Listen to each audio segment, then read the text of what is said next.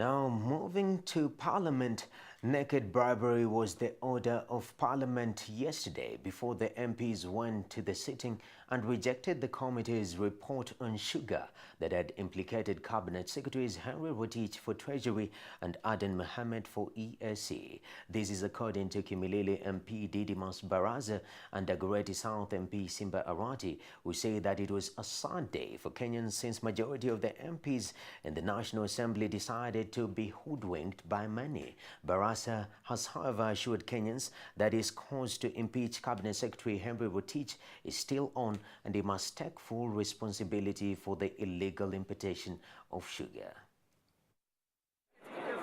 It is alleged that yesterday afternoon in Parliament, before the report of inquiry on contraband sugar was debated and rejected before the House, a majority of members of Parliament were paid to trash the report. There is a much-awaited report on the sugar.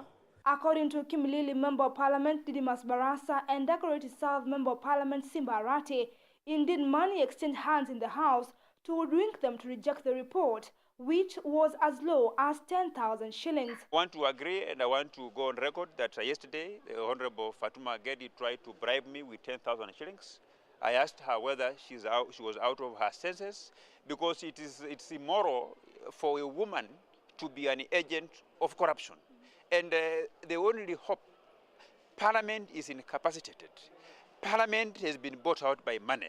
They have no moral authority to investigate this matter. I'm sure you have spoken to Mheshimiwa Didimas. He was being bribed. He refused. 10,000, that's what we, Member of Parliament who earns close to 1 million, is worth just to change a report. It shows how worse are we, even than the other thieves outside there. Majority Leader Aden Duale and Minority Leader John Mbadi had vigorously called for the rejection of the report on the mere fact that it was shoddy and that it had implicated Cabinet Secretary Henry Rotich for Treasury and Aden Mohammed for ESC without proper evidence. So what are you telling us when you say Aden Mohammed must be held responsible? Two, Minister Rotich acted on an executive order from the President. Minister Rotich acted on a cabinet decision.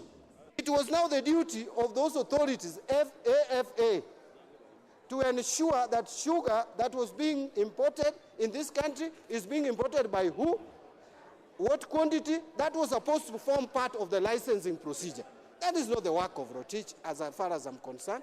MPs Simba Arati and Didimas Barasa, however, argued that CS Rotich gave the Gazette Notice 4536, which led to excess importation of sugar, since it did not specify the quantities of sugar, despite former CS for Agriculture Willie Bett having guided him to do so. And I can tell you for free, yesterday,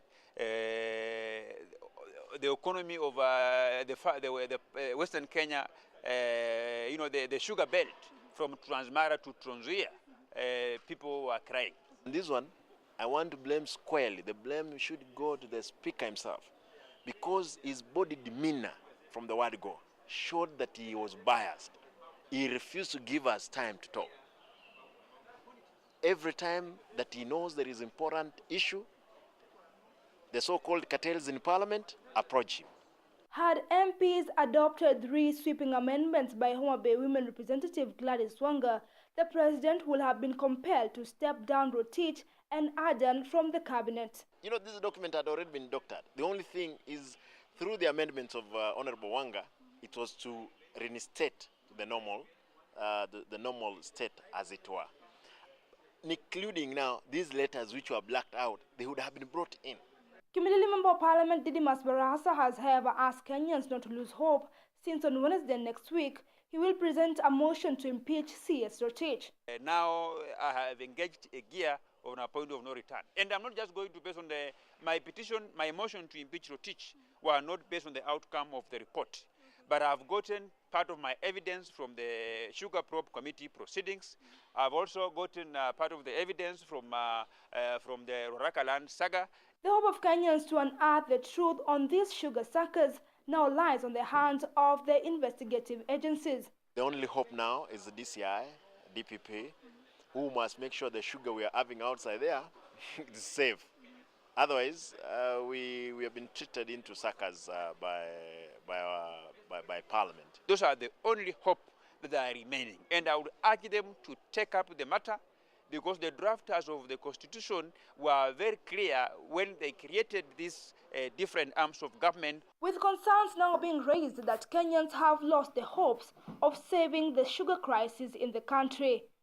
Irene Mwangi, KUTV.